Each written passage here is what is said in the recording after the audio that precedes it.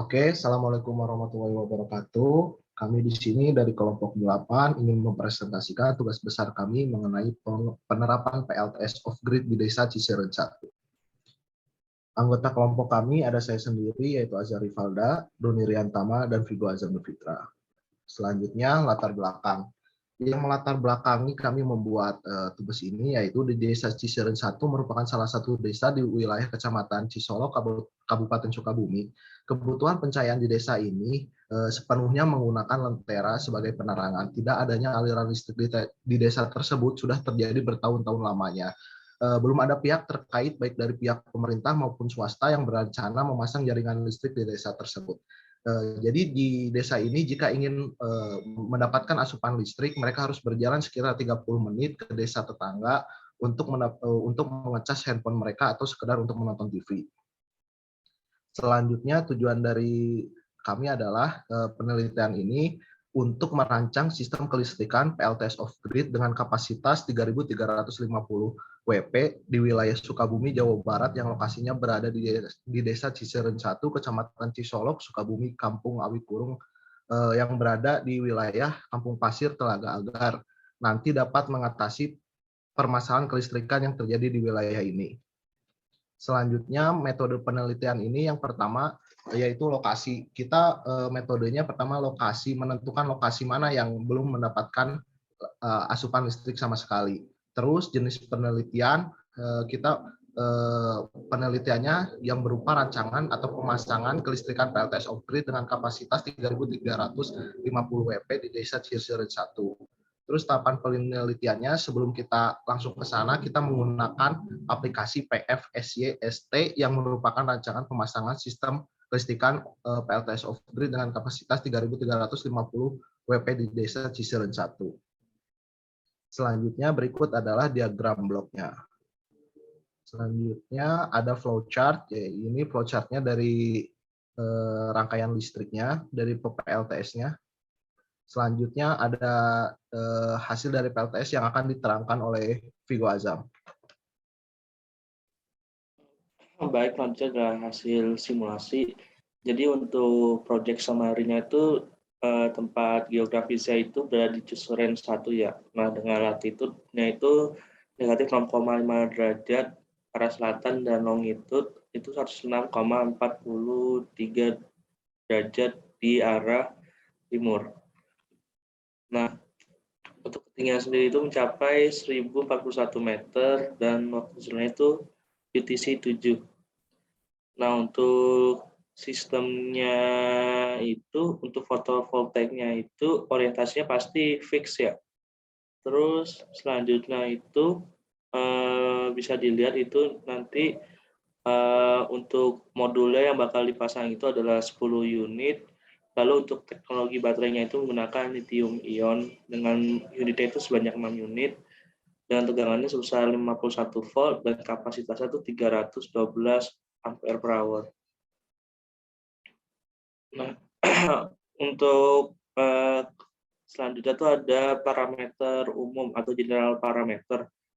Nah, di sini tuh secara umum itu nanti user itu akan menggunakan 3,4 kW per hour per hari ya, rata-ratanya. Lalu untuk karakteristik dari fotovoltaiknya itu adalah modulnya itu kita menggunakan Jinko Solar, lalu modelnya itu ada JKM 335M-60H.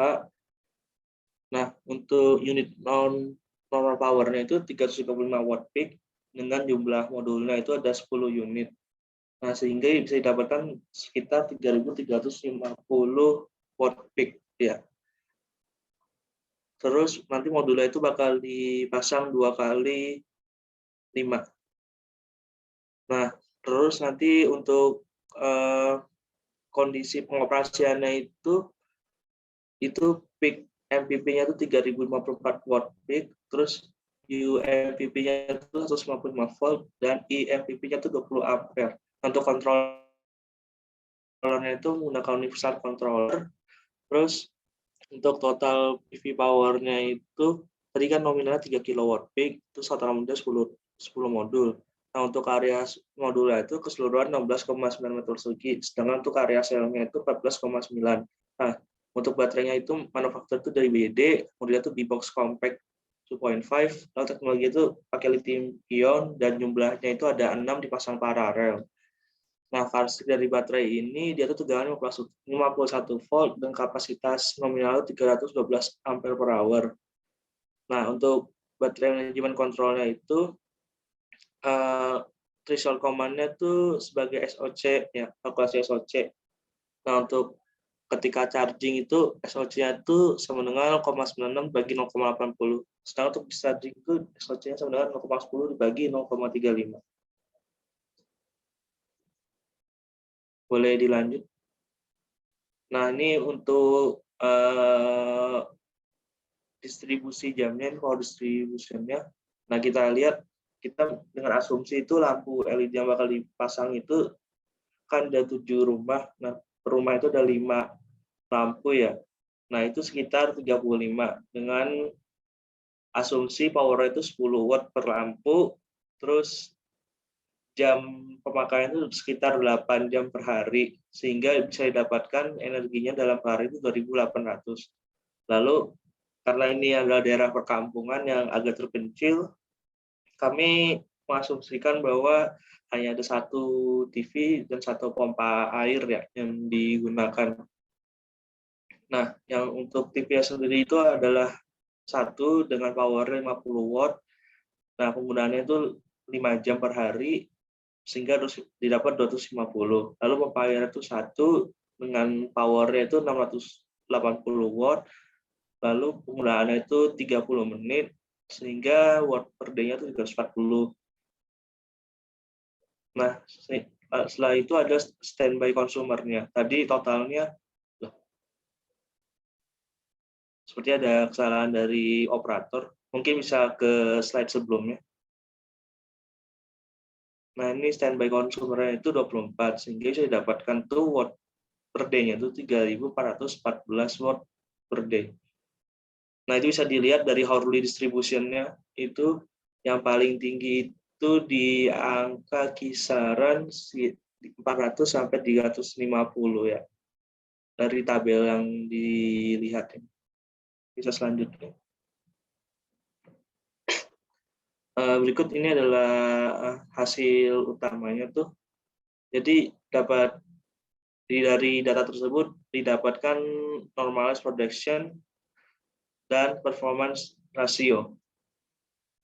Nah, ini normalized production-nya itu normalized energy per bulan, dan begitu pula juga performance ratio-nya per bulan. Oke, selanjutnya.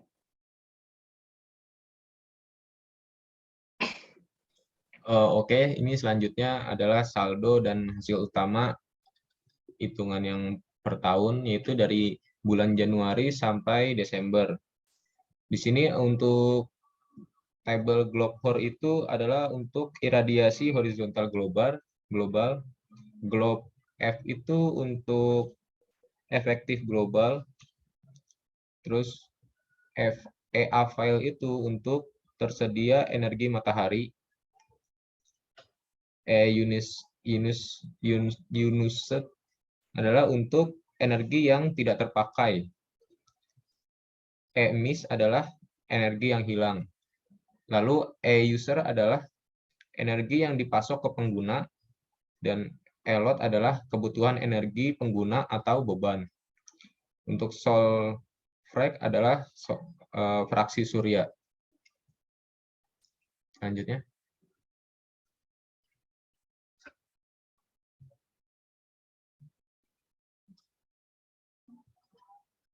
Nah, untuk pembahasan sendiri ini, hasil dari perancangan PLTS off-grid kami bandingkan dengan salah satu jurnal yang berjudul Rancangan Sistem Kelistrikan PLTS off-grid 1000 Watt di Desa Loha, Kecamatan Tauti.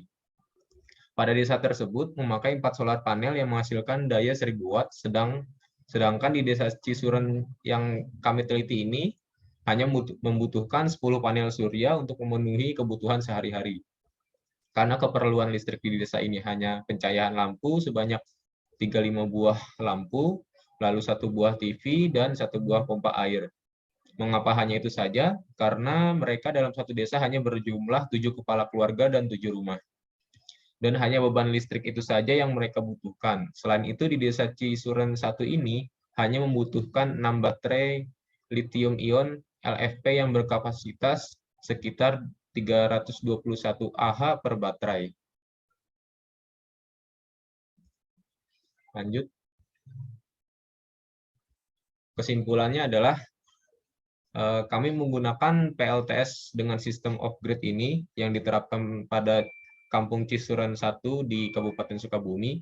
Sistem ini dipilih karena tidak adanya campur tangan dari PLN. Dari hasil simulasi ini, kami mendapatkan daya sebesar 1.577 kWh per tahun dengan menggunakan 10 unit solar panel. Dengan sistem off-grid ini, kami membutuhkan baterai sebagai penampung daya. Kami menggunakan 6 buah baterai yang total dayanya adalah 1.872 Ah. Dengan demikian dapat disimpulkan bahwasanya sistem PLTS off-grid ini cocok diterapkan di desa Cisuren 1 dikarenakan dengan konsumsi rata-rata di masyarakat di desa tersebut adalah 3.414 Watt-hour per hari. Sedangkan PLTS ini dapat menghasilkan daya sebesar 4.300 Watt-hour per hari. Sekian dari kelompok kami, kurang lebihnya mohon maaf. Wassalamualaikum warahmatullahi wabarakatuh.